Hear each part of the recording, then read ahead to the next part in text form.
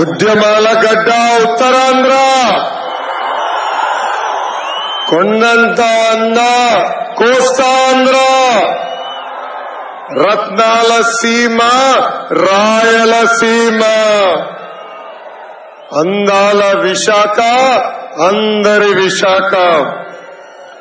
అన్ని ప్రాంతాల నుంచి పెద్ద ఎత్తున వచ్చిన ప్రజలకి ఈ కార్యక్రమానికి ముఖ్య అతిథిగా వచ్చిన తెలుగుదేశం పార్టీ జాతీయ అధ్యక్షుడు వారు నారా చంద్రబాబు నాయుడు గారికి, జనసేన అధ్యక్షుడు వారు పవన్ అన్నకి,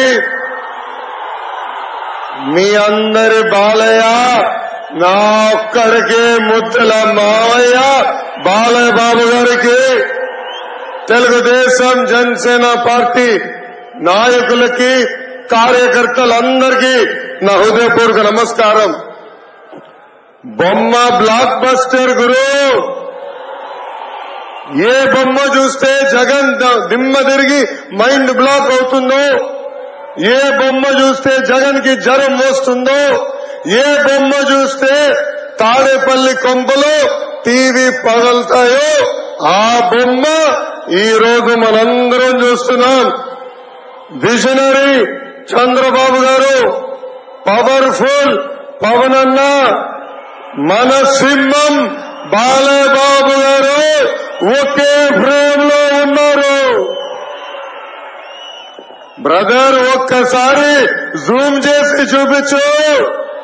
తాడేపల్లి కుంపలు ఉచ్చపడాలి. ఇది యువగలం ముగింపు సభ కాదు, ఇది ఆరంభం మాత్రమే. ఇది నవశకం. యుద్ధం మొదలైంది. తాడేపడి తలుపులు బద్దలు కొట్టే వరకు ఈ యుద్ధం ఆగదు. ప్రజాస్వామ్యంలో పాదయాత్ర చేస్తే అది పోరాటం అవుతుంది. కానీ రాక్షస పాలనలో పాదయాత్ర చేస్తే అది విప్లవం అవుతుంది. యువగలం, మనగలం, ప్రజాబలం. ఈ యువగలం నేను కుప్పం నుంచి మొదలుపెట్టా.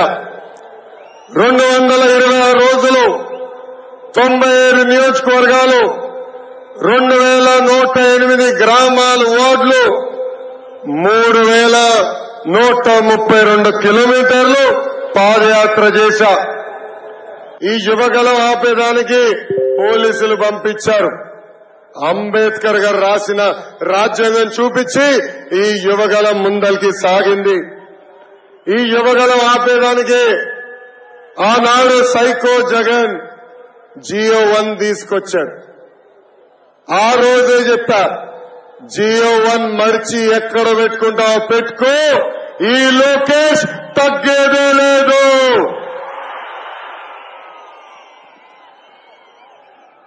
నా మైక్రోవేవ్ లాక్కున్నారు. ఇది అన్న విశ్వవిఖ్యాత నడ సార్వభౌమ స్వర్గశ్రీ నందమూరి తారక రామారావు గారు ఇచ్చిన గొంతు. ఈ గొంతు నొక్కే మగాడు పుట్టలేదు, పుట్టవోడు.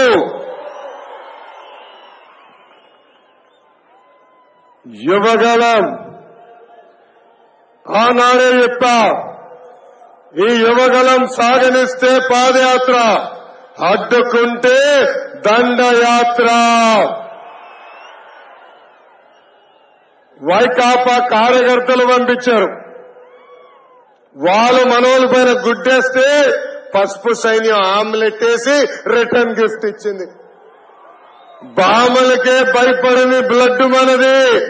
ఈ పిల్ల సైకోల్కి మనం భయపడతామా? భయపడతామా? భయపడతామా? భయం మన బ్లడ్ లోనే లేదు బ్రదర్. జగన్ది రాజారెడ్డి రాజ్యాంగం పొగరు, మీ లోకేష్ ది అంబేద్కర్ రాసిన రాజ్యాంగం పౌరుషం.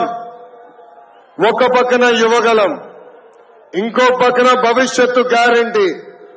అదేవిధంగా వారాహి యాత్ర వల్ల వైకాపా ఫ్యాన్ కి ఊక్కబట్టింది. చాలా ఇబ్బంది పడ్డారు. చంద్రబాబు గారిని చూస్తే జగన్ భయపడతాడు, పవన్ చూస్తే జగన్ భయపడతాడు, మీ లోకేష్ చూస్తే జగన్ భయపడతాడు. అందుకే చంద్రబాబు గారిని అక్రమంగా అరెస్ట్ చేసి 53 రోజులు జ్యుడిషియల్ రిమాండ్ లో పెట్టారు. విజనరీ అంటే చంద్రబాబు గారు, ప్రిజనరీ అంటే జగన్. జగన్ ఈ మధ్యన పదే పదే పేదలకి పెత్తందారు మధ్యన యుద్ధం అంటున్నాడు. 1,00,000 కోట్ల ప్రజాధనాన్ని లూటీ చేసిన వాడు పేదవాడవుతాడా? 1,00,000 రూపాయలు విలువైన చెప్పులు వేసుకుని తిరిగేవాడు పేదవాడవుతాడా? 1,000 రూపాయలు వాటర్ బాటిల్ తాగేవాడు పేదవాడవుతాడా? సొంత పేపర్, సొంత ఛానల్, ప్యాలెస్ ఉన్నవాడు పేదవాడవుతాడా అని ప్రజలందరినీ ఆలోచించమంటున్నా. జరగబోయేది జగన్ అహంకారానికి ప్రజల ఆత్మ గౌరవం మధ్యన యుద్ధం. ఈ జగన్ ని చూస్తే అప్పుల అప్పారావు గుర్తొస్తాడు. ఎన్నికల ముందర అందరికి ముద్దులు పెట్టి ఒక్క అవకాశం ప్లీజ్, ఒక్క అవకాశం ఇవ్వండి అని అడిగాడు. ప్రజలు ఆశీర్వదించారు, ముఖ్యమంత్రి చేశాడు. ఈ రోజు 12 లక్షల కోట్ల రూపాయలు అప్పు చేశారు. ఆ అప్పుకి అయ్యే పన్ను ప్రతి సంవత్సరం 1,00,000 కోట్ల రూపాయలు. సంపద సృష్టించి సంక్షేమం అందించే విజరీ నాయకుడు మన నాయకుడు చంద్రబాబు నాయుడు గారు ఇప్పుడు రాష్ట్రానికి కావాలి. ప్రజల తరపున పోరాడే నాయకుడు పవర్ఫుల్ పవన్ అన్న ఈ రోజు రాష్ట్రానికి కావాలి. ఈ జగన్ ఈ రోజు మళ్ళీ ఒక కొత్త స్కీమ్ తీసుకొచ్చాడు. ఆ స్కీమ్ పేరే ఆడుదాం ఆంధ్ర అంట. ప్రజల్ని అడిగిన ఆడుదాం ఆంధ్ర పైన మీ అభిప్రాయం ఏంటని, మా జీవితాలతో ఆడారు చాలు బాబు, ఈ కార్యక్రమం మాకు వద్దునే వద్దన్నారు. జగన్ ఒక ఐపీఎల్ టీం కూడా పెడతాడంట. ఆ ఐపీఎల్ టీం పేరేంటో తెలుసా? కోడి కత్తి వారియర్స్. ఆ ఐపీఎల్ లో టీం మెంబర్స్ ఎవరో తెలుసా? సీనియర్ బ్యాట్స్మెన్ అవినాష్ రెడ్డి, బాబాయిని గట్టి కొట్టాడు కదా. బెట్టింగ్ స్టార్ అనిల్ యాదవ్, అరగంట స్టార్ అంబట్టి, గంట star Avanti, all rounder Gorantla Madhav, reel star Bharat, బూతుల star Kodali Nani, pinch hitter Biyyapu Madhusudan Reddy. అబ్బో ఎంత అద్భుతమైన ఐపీఎల్ టీమో ఇది. ఈ యువగలం పాదయాత్ర నాకెన్నో పాఠాలు నేర్పించింది. నాయకుడు అనే వ్యక్తి ఎంత బాధ్యతతో ఉండాలో నేను తెలుసుకున్నా. ఒక నాయకుడు చేసిన తప్పుల వల్ల రాష్ట్ర ప్రజలు ఎంత ఇబ్బందులు పడుతున్నారో కల్లారా నేను చూశా. అడుగడుగున ఈ జగన్ చేస్తున్న విధ్వంసం కంపడింది. ఉద్యోగాలు లేక యువత పక్క రాష్ట్రాలకి వలసలు వెళ్లే పరిస్థితి, నకిలీ విత్తనాలతో రైతులు నష్టపోయే పరిస్థితి, తాగునీటి కోసం మహిళలు బిందెలు పట్టుకుని కిలోమీటర్లు నడిచే పరిస్థితి. ఉమ్మడి చిత్తూరు జిల్లాలో మన చంద్రబాబు నాయుడు గారు తీసుకొచ్చిన ఎలక్ట్రానిక్స్ కంపెనీలు నేను చూశాను. అదే విధంగా పాపాల పెద్దిరెడ్డి అవినీతి సామ్రాజ్యం కూడా నేను చూశాను. అనంతపురంలో మన చంద్రబాబు గారు తెచ్చిన కియా మోటార్స్ డ్రిప్ ఇరిగేషన్ కనిపించినాయి. జగన్ తీసుకొచ్చిన కష్టాలు కన్నీరు కూడా కనిపించినాయి. ఉమ్మడి కర్నూలు జిల్లాలో చంద్రన్న తీసుకొచ్చిన airport, mega seed park, mega solar park, cement ఫ్యాక్టరీలు, తాగునీటి ప్రాజెక్టులు, సాగునీటి ప్రాజెక్టులు కనిపించినాయి. జగన్ చేసిన విధ్వంసం కూడా అక్కడ నాకు కనిపించింది. శ్రీకాళహస్తి నియోజకవర్గంలో రజక సామాజిక వర్గానికి చెందిన మహిళ ముని రాజమ్మ నా దగ్గరికి వచ్చి ఆమె కష్టాలు చెప్పింది. అది చూసి అక్కడున్న పిల్ల సైకో బిఎఫ్ మధుసూదన్ రెడ్డి ముని రాజమ్మ ఉన్న చిన్న బండిని ధ్వంసం చేశారు. ఏకంగా ముని రాజమ్మ ఆయన కాలు పట్టుకుని క్షమాపణ కోరితేనే వదిలిపెడతానన్నారు. కానీ ముని రాజమ్మ తగ్గలేదు. ఆమె ధైర్యానికి నా హ్యాట్స్ ఆఫ్. పలమనేరులో మిస్బా తల్లిదండ్రులు నేను కలిశాను. మిస్బా 10వ తరగతి పాప, అన్ని సబ్జెక్ట్స్ లో ఫస్ట్ ర్యాంక్. ఆమె డైరీ కూడా చదివా.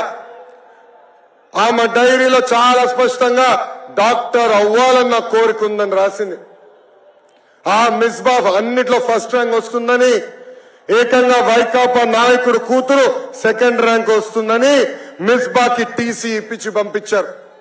అది తట్టుకోలేక మిస్బా ఆత్మహత్య చేసుకుంటాం కూడా చాలా చాలా బాధకరం.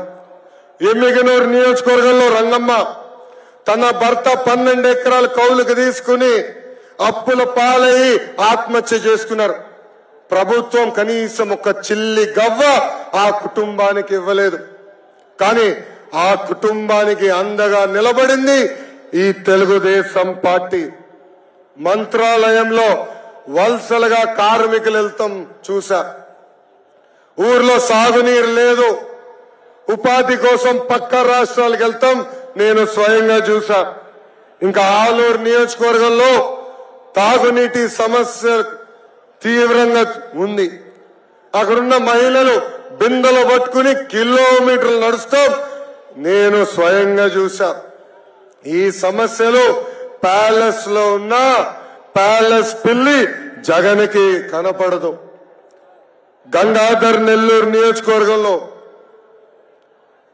చివరి గ్రామం రాత్రి నైట్ హాల్ట్ ముందల ఆ గ్రామంలో మోహన అని ఒక తల్లిని కలిసా. 35 సంవత్సరాలుగా అక్కడనే కూర్చుని బోండాలేస్తున్నామా. ఆ తల్లిని అడిగా, ప్రభుత్వం నుంచి మీరేం ఆశిస్తున్నారని. అప్పుడు ఆ తల్లి అనింది, 35 సంవత్సరాలుగా రూపాయి జమ చేసి 2 బిడ్డల్ని చదివించాను.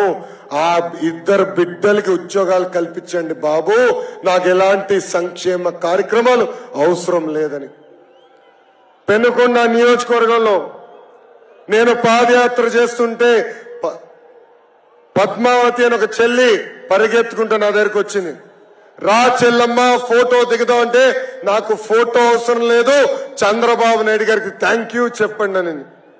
ఎందుకమ్మా ఇదంటే, కియా మోటార్స్ వల్ల ఈ రోజు అక్కడ నేను పనిచేస్తున్నాను, నెలకి 30,000 రూపాయలు నేను సంపాదిస్తున్నాను అన్నా అని నాకు చెప్పింది.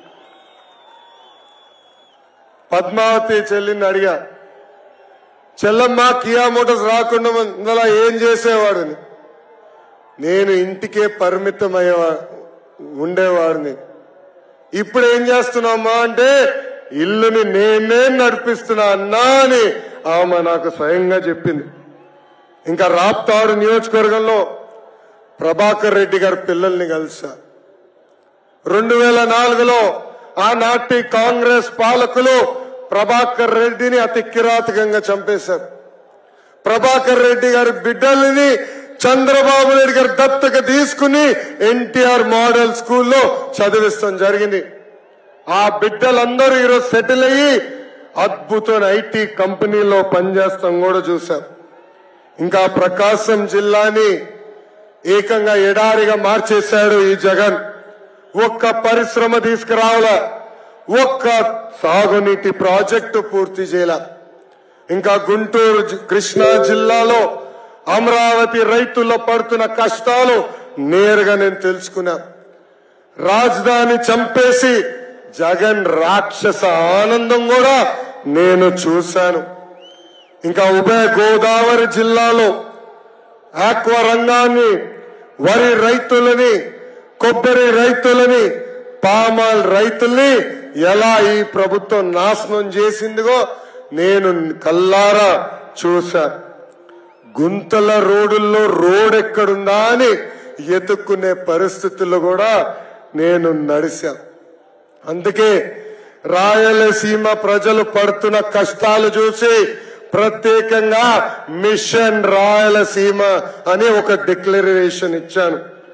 పెండింగ్ లో ఉన్న సాగునీటి ప్రాజెక్టులు యుద్ధ ప్రాతిపదికంగా పూర్తి చేస్తాం. హార్టికల్చర్ హబ్ గా, స్పోర్ట్స్ క్యాపిటల్ ఆఫ్ ఇండియాగా, ఆంధ్ర రాష్ట్రానికి మ్యానుఫ్యాక్చరింగ్ హబ్ గా రాయలసీమని తీర్చిదిద్దుతామని హామీ ఇచ్చాము. ఇంకా ప్రకాశం జిల్లాని ఫార్మా హబ్ గా కూడా చేసే బాధ్యత మన ప్రభుత్వం తీసుకుంటుంది. ఆక్వా రైతుల్లో పడుతున్న కష్టాలు నేను తెలుసుకున్నా. ఆనాడు చంద్రబాబు నాయుడు గారు చాలా స్పష్టంగా చెప్పారు, జోన్ నాన్ జోన్ కి సంబంధం లేకుండా యూనిట్ కరెంట్ ₹50 ఇస్తామని హామీ ఇచ్చాం. ఇంకా ప్రజా రాజధాని అమరావతి కూడా పూర్తి చేసే బాధ్యత మేము తీసుకుంటాం. ఉభయ గోదావరి జిల్లాలో వరి, ఆక్వా, పామాయిల్, కొబ్బరి రైతులకి గతంలో ఎట్లయితే ఆదుకున్నామో అదే విధంగా ఆదుకుంటామని ఈ సభాముఖంగా హామీ ఇస్తున్నాం. ఇంకా 3 ముక్కల ఆట తప్ప ఉత్తరాంధ్ర అభివృద్ధి కోసం ఒక్క ఇటుక కూడా ఈ జగన్ వేయలేదు. విశాఖ ఉక్కు ఆంధ్రుల హక్కు. 31 మంది ఎంపీలు ఉన్నారు. ఏనాడు విశాఖ ఉక్కు గురించి నోరు తెరిచి మాట్లాడలేదు. కనీసం క్యాప్టివ్ మైన్ ఇవ్వాలని కోరలేదు. అంతెందుకు రాష్ట్రంలో ఉన్న మైన్ కూడా క్యాన్సిల్ చేసింది ఈ ప్రభుత్వం. విద్యుత్ బిల్ ని విపరీతంగా పెంచి విశాఖ ఉక్కుని మూసేసే పరిస్థితికి తీసుకొచ్చింది ఈ ప్రభుత్వం. ఇంకా స్టీల్ ప్లాంట్ కి చెందిన వేలాది ఎకరాలు కొట్టేసేదానికి స్కెచ్ చేశాడు ఈ psycho Jagan. Visakha railway zone కావాల్సిన భూములు కూడా ఇవ్వలేదు ఈ ప్రభుత్వం. విశాఖ మెట్రో ప్రాజెక్ట్ ని కూడా నాశనం చేసింది ఈ ప్రభుత్వం. మూతపడిన అన్ని షుగర్ ఫ్యాక్టరీలు తిరిగి తెరుస్తామని ఆనాడు హామీ ఇచ్చింది ఈ జగన్. కానీ ఇప్పుడు ఏకంగా తెరుస్తాం కాదు కదా, అక్కడున్న మెషినరీ భూములు కూడా అమ్మేసే పరిస్థితికి ఈ ప్రభుత్వం వచ్చింది. 8 లక్షల ఎకరాలకి సాగునీరు అందించే సుజల స్రవంతి కార్యక్రమాన్ని, ఇరిగేషన్ ప్రాజెక్ట్ ని గాలికి వదిలేసింది ఈ ప్రభుత్వం.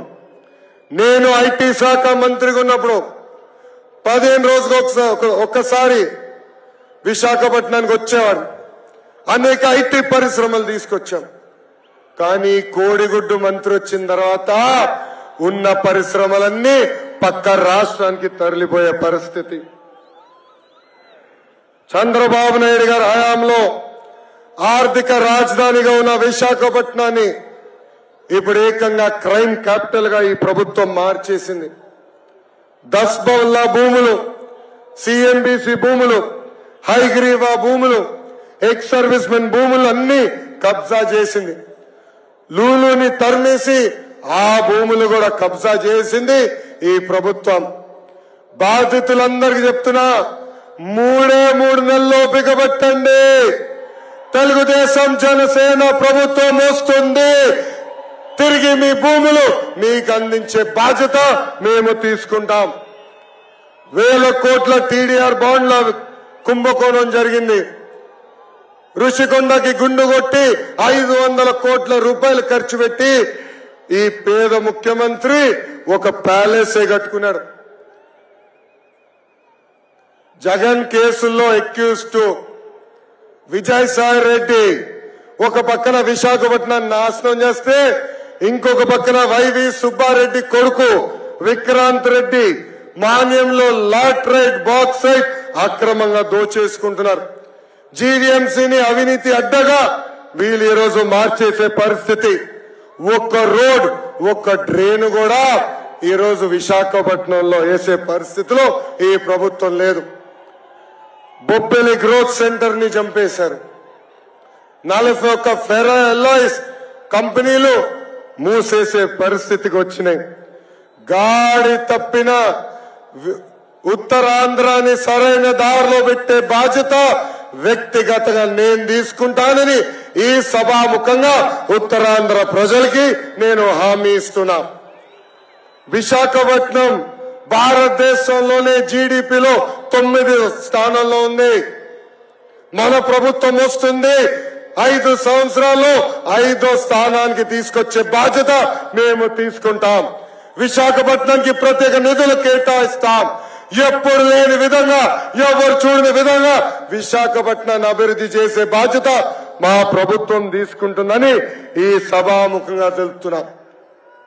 ఈ జగన్ ని చూస్తే ఒక కటింగ్ ఫిట్టింగ్ మాస్టర్ గుర్తొస్తాడు. ఏంటది?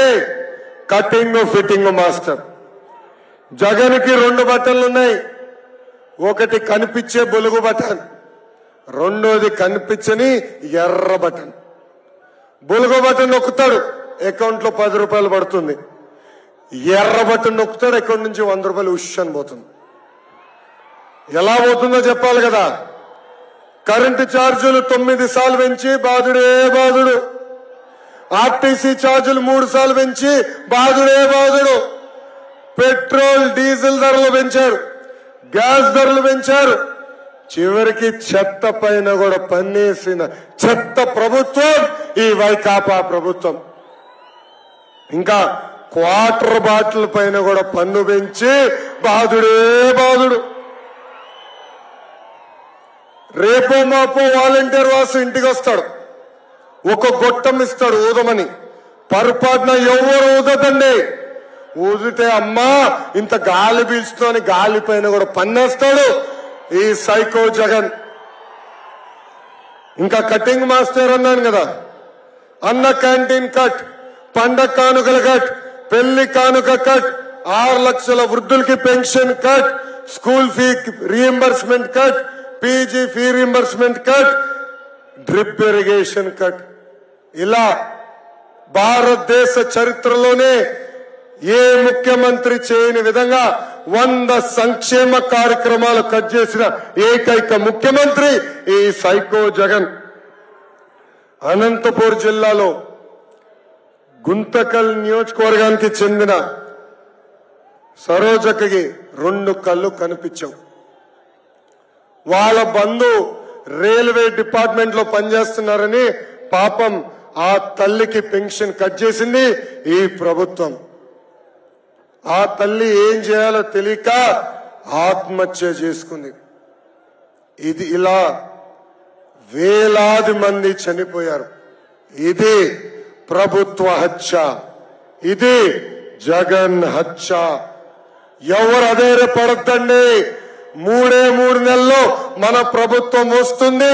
రద్దు చేసిన పెన్షన్లు మళ్లీ ఇప్పించే బాధ్యత మేము తీసుకుంటాం.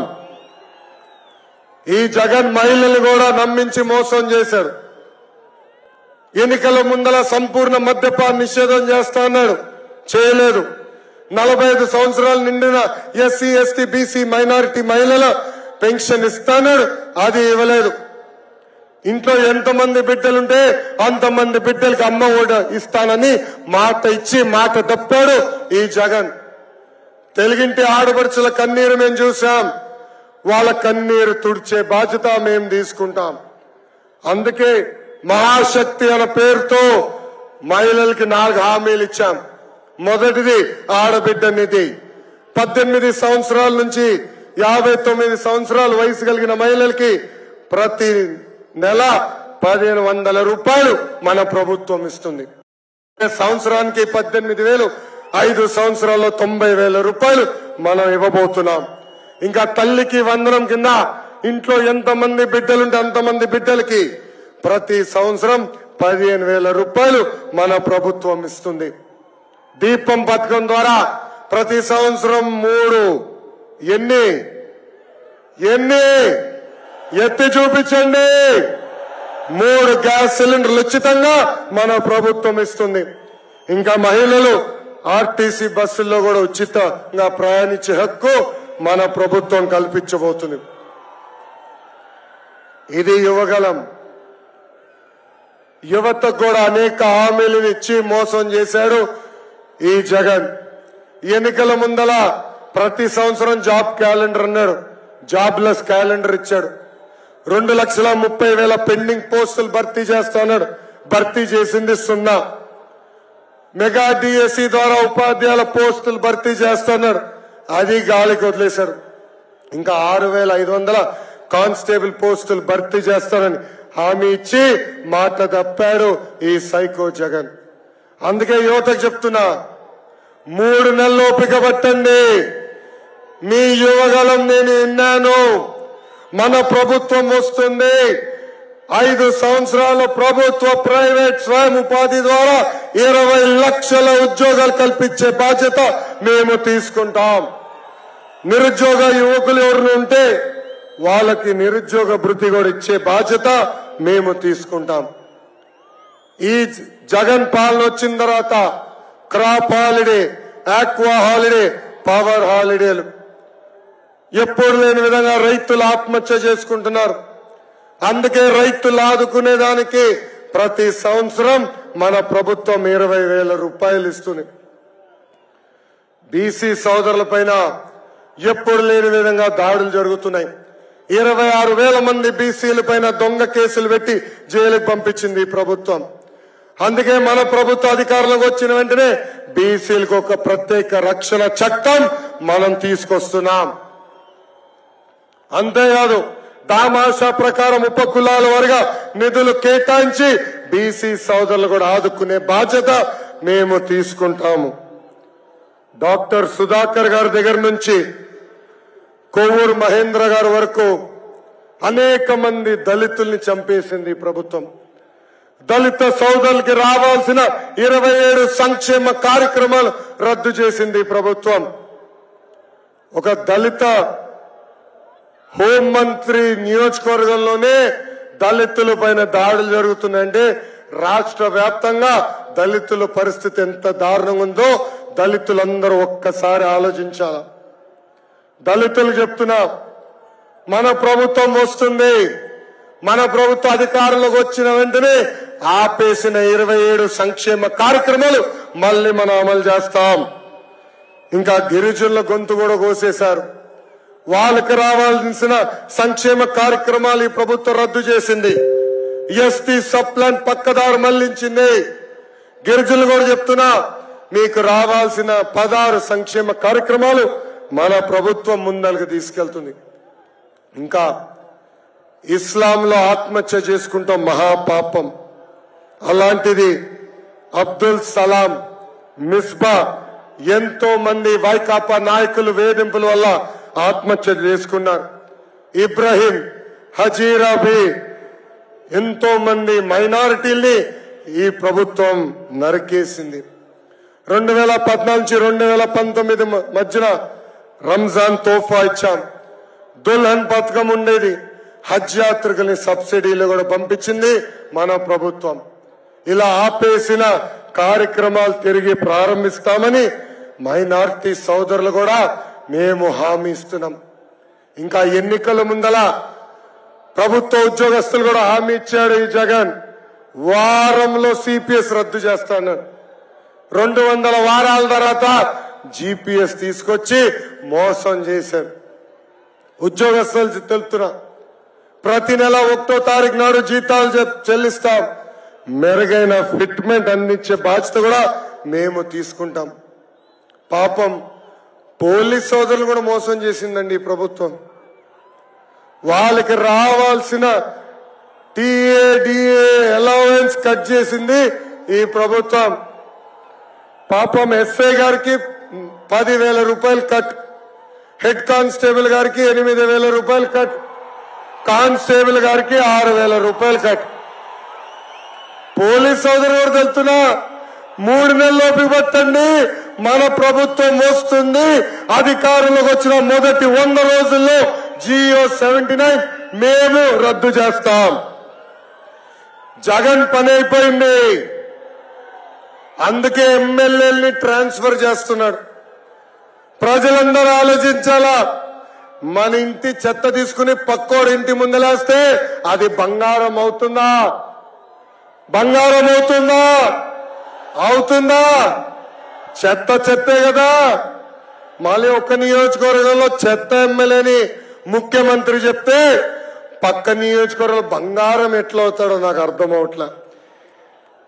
జగన్ ఎమ్మెల్యేని మార్చాలనుకుంటున్నాడు, కానీ జనం జగన్నే మార్చాలని నిర్ణయం తీసుకున్నారు.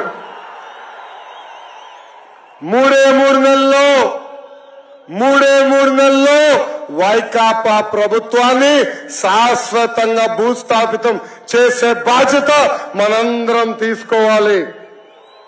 ప్రజలందరినీ కోరుతున్నాం, 175 స్థానాల్లో కనీసం 160 స్థానాలకి తెలుగుదేశం పార్టీ, జనసేన పార్టీ అభ్యర్థిని గెలిపించండి. 25కి 25 ఎంపీలు మాకివ్వండి. అభివృద్ధి సంక్షేమం ఏంటో చేసి చూపించే బాధ్యత మళ్ళీ మేము తీసుకుంటాం. ఈ యువగలం పాదయాత్ర నేను ఇన్ని రోజులు నడిచానంటే, ఇన్ని వేల కిలోమీటర్లు నడిచానంటే దాని వెనకాల మా వాలంటీర్ సైన్యం ఉంది. 400 మంది వాళ్ళ కుటుంబం కాదని, బంధువులు కాదని నాకు అండగా నిలబడ్డారు. చాలా మంది ఐటీ ఉద్యోగాలు మానుకుని నాకు అండగా నిలబడ్డారు. నా పైన బాటలు కాదు కదా, రాయి కాదు కదా, చిన్న ఈగో కూడా వాళ్ళనికుండా నన్ను కాపాడారు. అంతేకాదు, ఈ పాదయాత్ర జయప్రదం అయిందంటే దానికి కారణం తెలుగుదేశం పార్టీ, జనసేన పార్టీకి చెందిన కార్యకర్తలు ఆర్నిసలు నాకు అండగా నిలబడ్డారు, నాతో కలిసి పాదయాత్ర చేశారు. మీ రుణం నేను ఎన్ని జన్మలెత్తినా తీర్చలేనని సభాముఖంగా తెలుపుతున్నాను. కష్టకాలాల్లో పవన్ అన్న నాకు ఫోన్ చేశారు. ఆనాడు బాబు గారిని జ్యుడిషియల్ రిమాండ్కి పంపిస్తే నాకు ఫోన్ చేసిన మొదటి వ్యక్తి పవన్ అన్న. ఆ రోజే చెప్పారు, ధైర్యంగా ఉండు Lokesh, we are all with. Babu garu ఇలాంటి తప్పు చేస్తారని ప్రజలు నమ్మరు, ముందలకెళ్ళని చెప్పారు. కానీ బాబు గారిని ఆ రాజమండ్రి జైల్లో చూస్తే చాలా బాధ కలిగింది. బాబు గారు ఉన్న బ్యారక్, ఆయన మొదటిసారి ముఖ్యమంత్రి అయినప్పుడు కట్టిన బ్యారక్, ములాఖాత్ చేసిన రూము ఆయన మూడోసారి ముఖ్యమంత్రి అయినప్పుడు కట్టిన రూమ్. దేవుడు మాకు ఒక పరీక్ష పెట్టాడు అనుకున్నాడు. మనందరి అమ్మ భువనమ్మ మనకు అండగా నిలబడింది. నేను బాధపడి కళ్ళంట నీళ్లు పెట్టుకుంటే కొండంత భరోసా. వెనకాల నుంచి వెళ్ళు, భయపడొద్దు, ముందరికి నాడు, ఇంటికి రావద్దు, పోరాటం పూర్తయిన తర్వాతనే గర్భ తక్కువ అని భువనమ్మ నాకు ముందరికి పంపించింది. ఈరోజు ఇంటికి వెళ్తే విచిత్రమైన పరిస్థితులు ఉన్నాయి. మొన్న తుఫాన్ వస్తే ఒకరోజు బ్రేక్ వచ్చిందని ఇంటికి వెళ్ళా. దేవాంశ్ కూడా నన్ను చూసి ఇంట్లో ఏం చేస్తున్నావు, నడవాలి కదా నువ్వు అంటున్నాడు.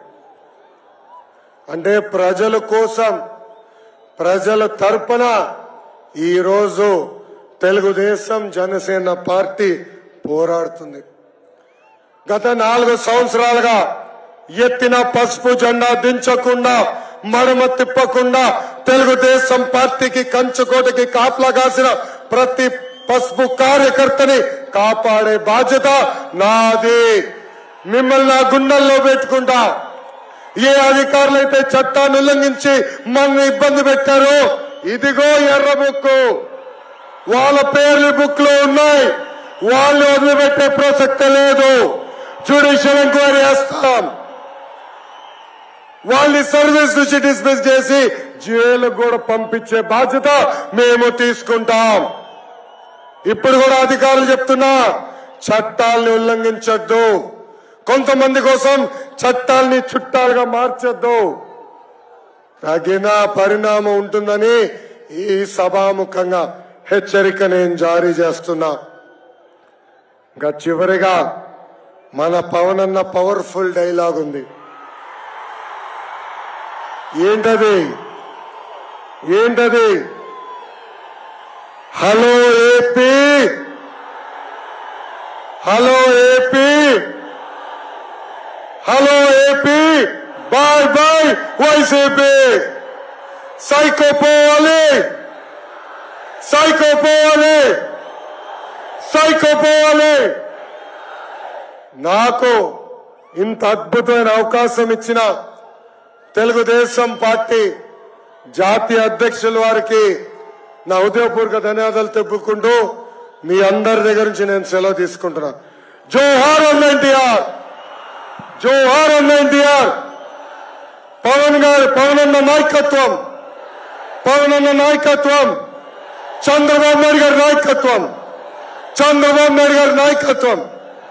జై బాలయ్య, జై బాలయ్య, జై హింద్, జై హింద్.